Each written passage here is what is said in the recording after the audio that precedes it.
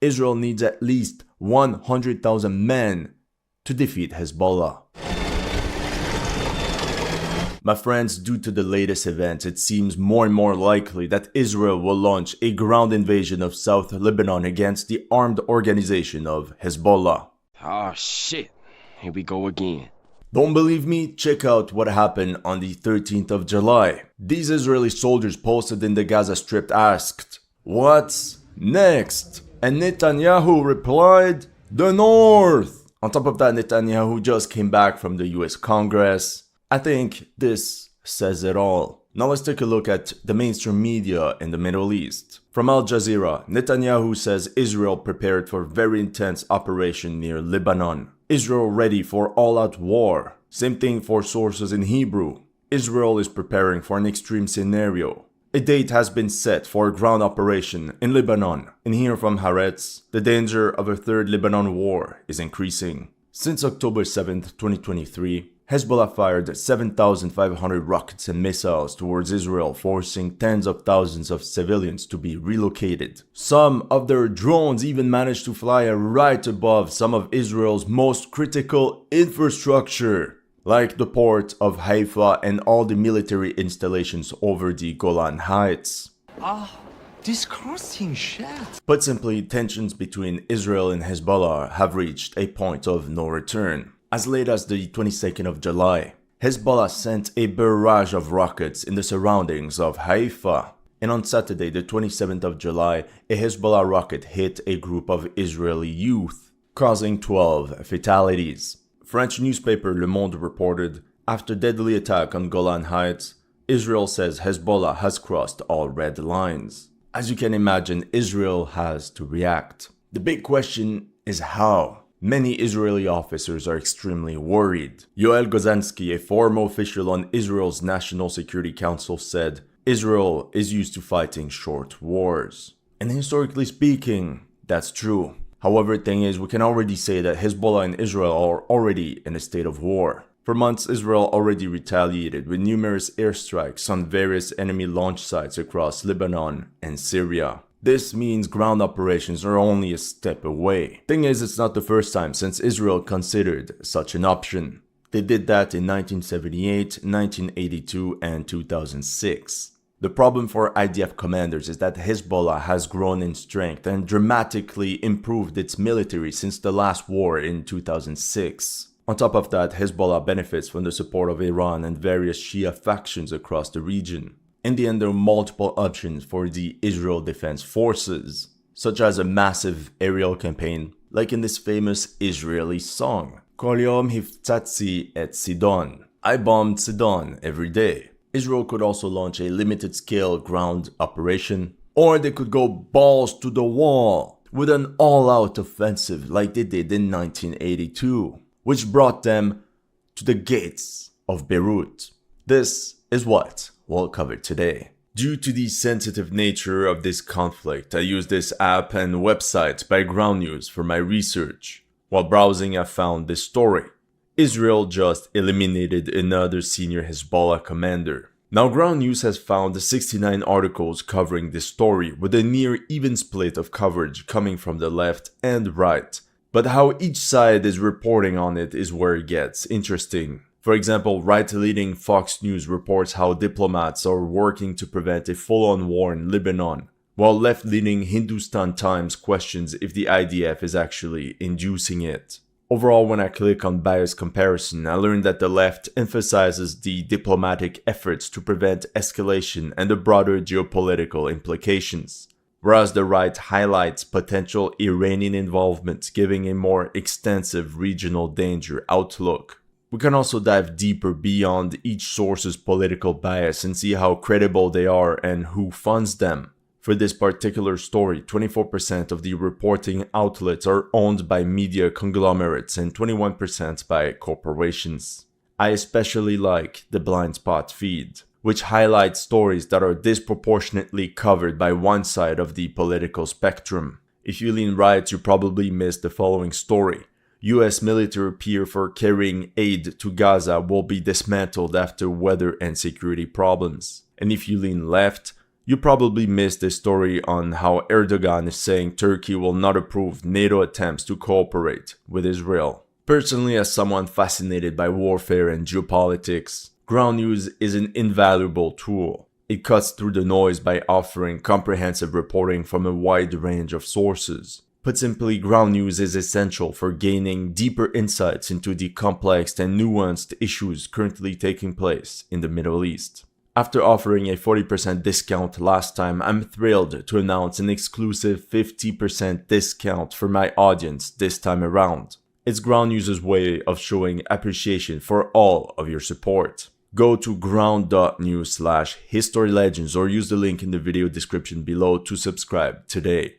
If you sign up through my link or scan my QR code, you'll get an exclusive 50% off the Vantage plan, which is what I use to get unlimited access to all their features. I think Ground News is doing important work and I hope you'll check them out. Not only will you support the headquarters, but you will also support a small team looking to hold the media accountable.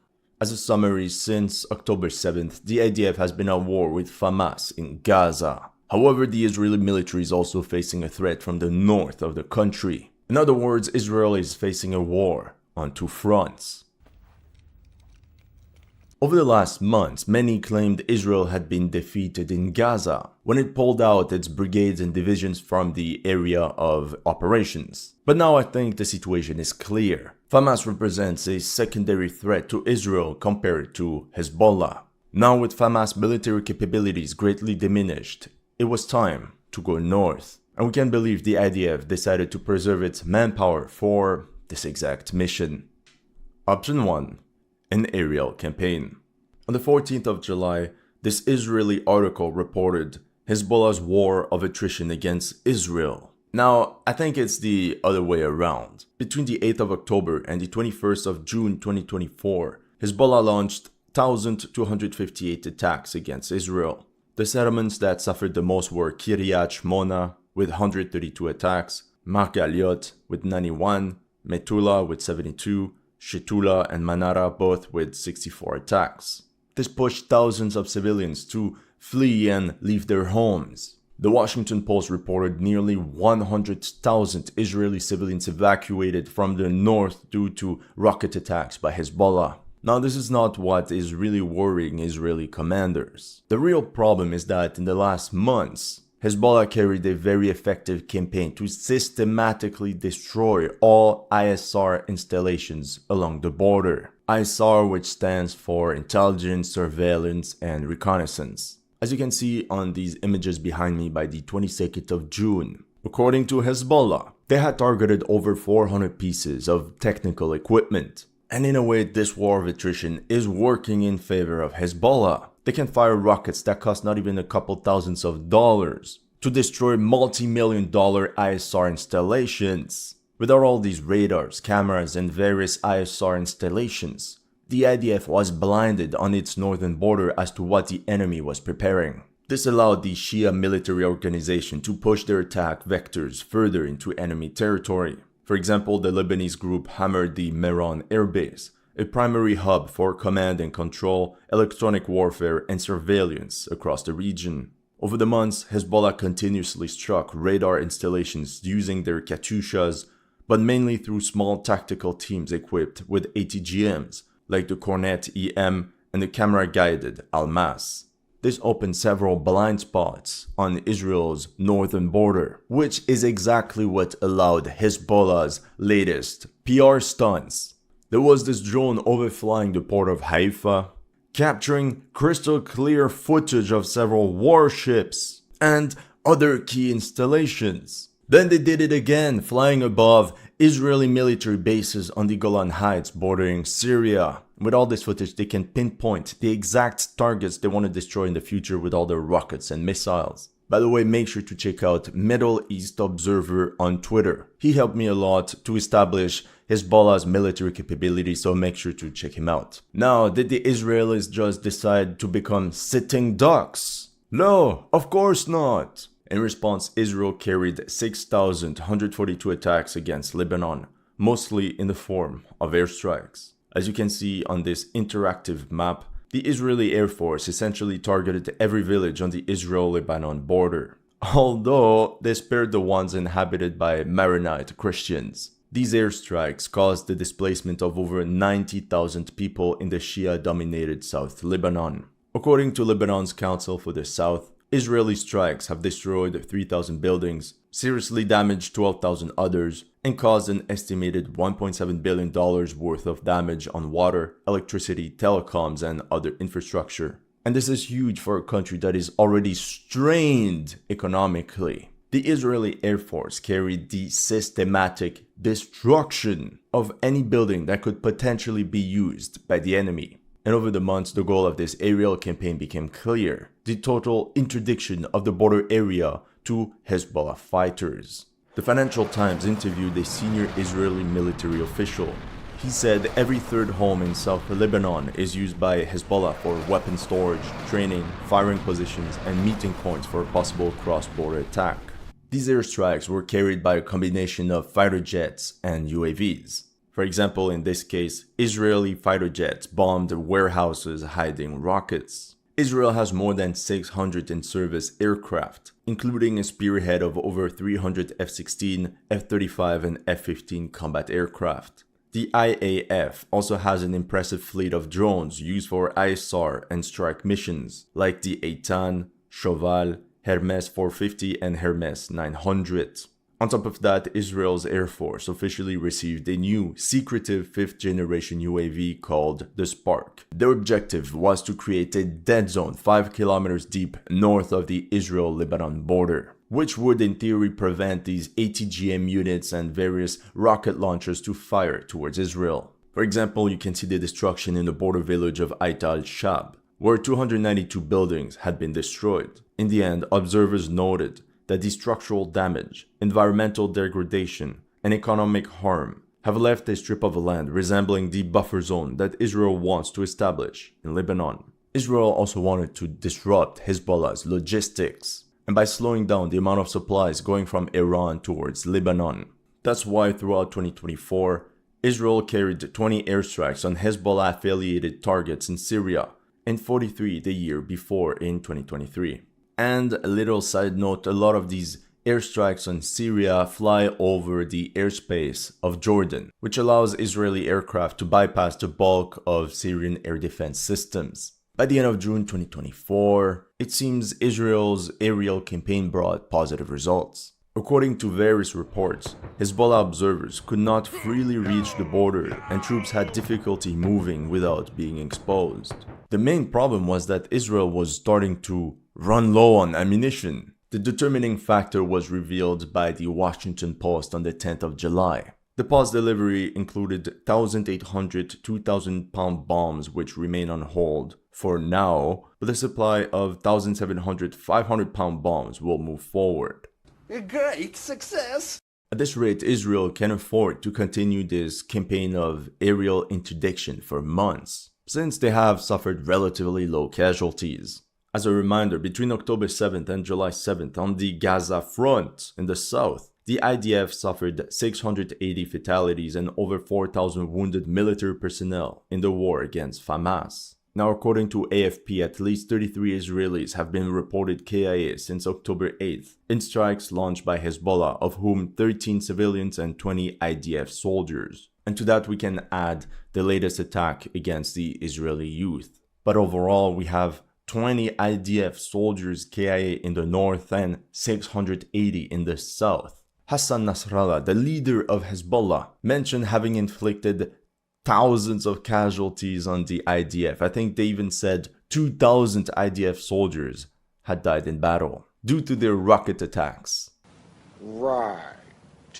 Now, according to the same source by AFP, Lebanon's losses amounted to 511, of which 104 were civilians. This would mean around 400 Hezbollah fighters KIA, whereas the Financial Times journalist in Lebanon spoke of 320 military deaths. Let's round it up to around 350. This means the current KD ratio is favorable to Israel, 1 military fatality for 17 enemies. And some of them were high-ranking officials. On the 3rd of July, an Israeli drone bombed the vehicle of Abu Na'amat Nassar, one of Hezbollah's division commanders. Then Hezbollah retaliated by firing 300 rockets and 20 drones. End result, one IDF reservist, KIA. All this show, all this spectacle and fireworks. Hundreds of rockets for one enemy soldier.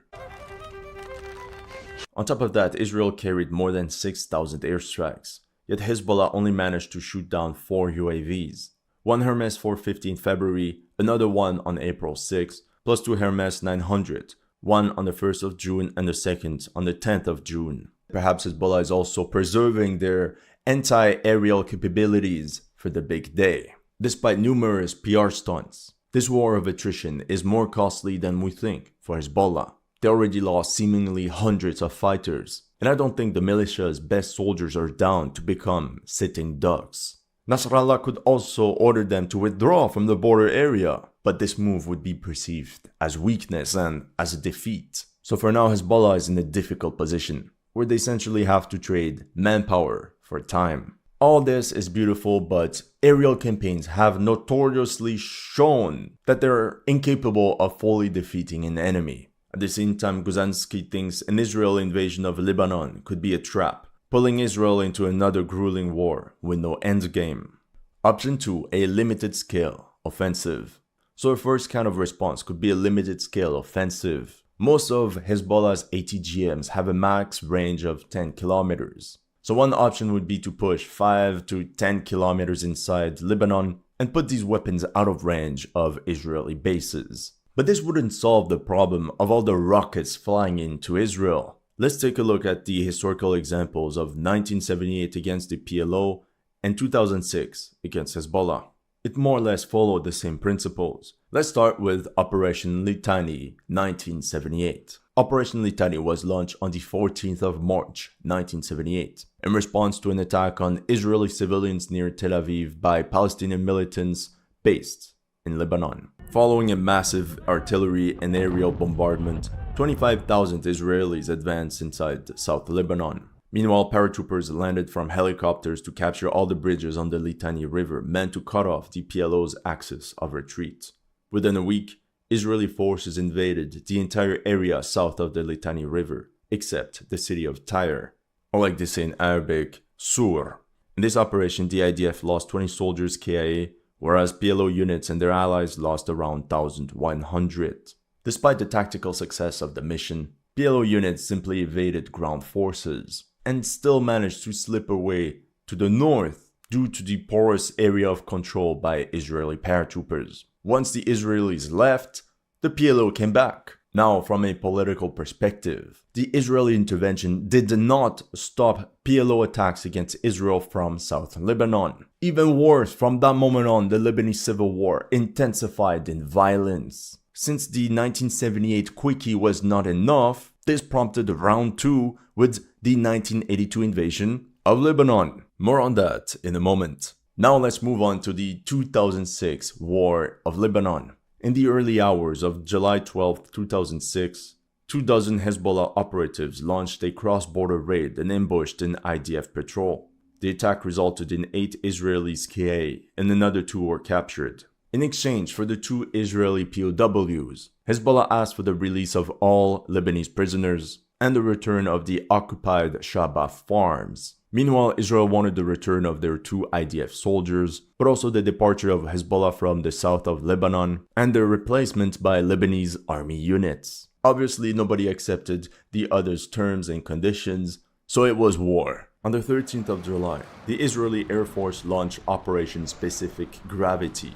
Within 34 minutes, they destroyed more than 50 of Hezbollah's long-range rocket launchers. In this first phase of the war, Israel carried a major air bombing campaign coupled with a few special operations raids into South Lebanon. Throughout the war, but especially within the first 2 weeks, the IAF conducted 15,000 strike missions on Hezbollah-related targets across Lebanon. As you can see on this map, they mainly focused on South Lebanon, but also in the capital Beirut, and another Shia stronghold, the Bekaa Valley, that I unintentionally crossed a couple years ago. Because of my love for history, I dragged my friends right to Baalbek one of Hezbollah's strongholds. I mean, I really wanted to visit the Temple of Bacchus, which, by the way, was exceptional. Maybe I should tell you this story another time. Hezbollah responded to these airstrikes by firing an estimated 4,000 rockets, most of the time using 122mm Katyushas stationed within 20 kilometers of the Israeli border.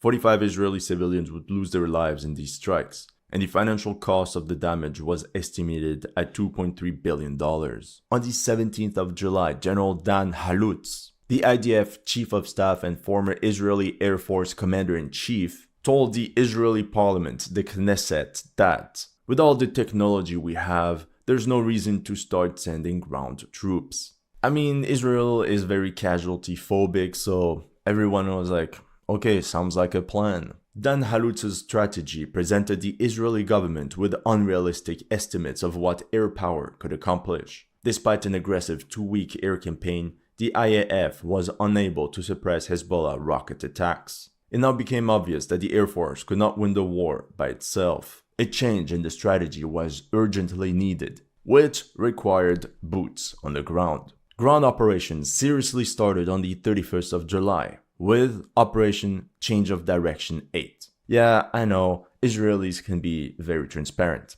8 IDF brigades advanced into enemy territory to establish a security zone along the entire border. Despite this offensive, Hezbollah forces continued to rain rocket attacks on the north of Israel. More importantly, they waited for IDF units from prepared fortified positions and made use of advanced weaponry to inflict heavy casualties. On August 11, the IDF launched Operation Change of Direction 11 by increasing ground forces to 5 divisions or 30,000 troops. The second phase was meant to push to the Litani, just like in good old times.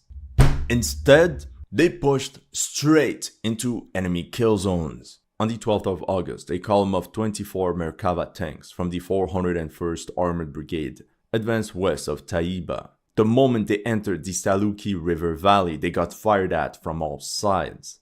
Hezbollah fighters used ATGMs like the Russian-made Kornet and destroyed 11 Merkava tanks within seconds. By the end of the ambush, 12 Israeli soldiers had fallen on the battlefield, including 2 company commanders. It's not a surprise that Operation Change of Direction 11 ended quickly, and by the 14th of August it was GG well played, as Israel and Hezbollah implemented a UN Security Council ceasefire. In these 4 days of intense fighting, the IDF lost 34 soldiers KIA, 447 wounded, 20 armored vehicles destroyed or damaged, and 1 helicopter was downed. By the time of the ceasefire, the IDF had captured more than a dozen urban areas, but overall only pushed 8 kilometers inside South Lebanon. Put simply, the Israeli military could not stomach more casualties. In 34 days of war, the IDF had sustained 119 combat fatalities, as well as 750 wounded. Anti-tank missiles were responsible for half of the losses, 25% from mines and various light weapons, 10% from rockets, 10% from friendly fire, and 5% from accidents. Israel's ground forces lost 60 armored vehicles, including 22 tanks, of which 5 were complete write-offs. Meanwhile, the Israeli Air Force lost 5 aircraft, of which 4 from accidents, and the Navy lost the INS Hanit corvette from a Chinese-made C-802 anti-ship missile. On the other side, Hezbollah lost an estimated 500 combatants KIA and around 3,000 others wounded. Considering the initial strength of Hezbollah standing at about 16,000 professional soldiers and reservists, we can estimate that Hezbollah lost 20% of its fighting strength within a month. But it's also important to admit that these losses could be easily replaced due to Hezbollah's heavy militarization of the Shia population of South Lebanon. They would even go on to save Bashar al-Assad during the Syrian civil war a couple years later, where, let's be honest, Hezbollah's assault units played a crucial role. In the end, the 2006 war was inconclusive at best, since Israel's objectives were not met.